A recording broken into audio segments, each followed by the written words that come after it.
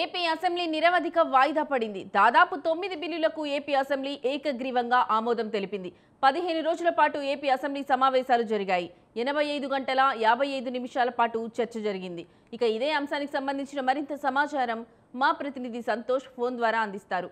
సంతోష్, చెప్పండి, ఈ యొక్క అంశానికి సంబంధించి మీ దగ్గరున్న లేటెస్ట్ అప్డేట్స్ ఏంటి?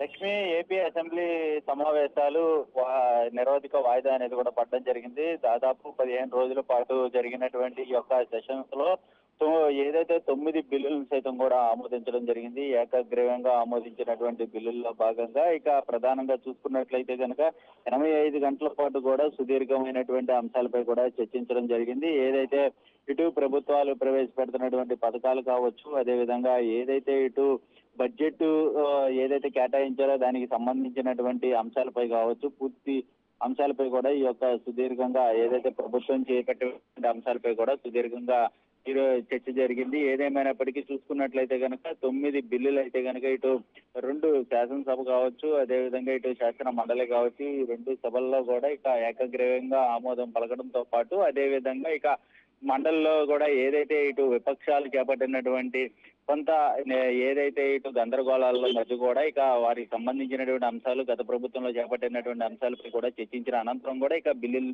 అయితే కనుక ఏదేమైనప్పటికీ ఆమోదం అనేది కూడా కలిగినట్టు కూడా పరిస్థితులు అయితే కనుక కనపడతా ఉన్నాయి. Lakshmi. Right Santosh, thank you.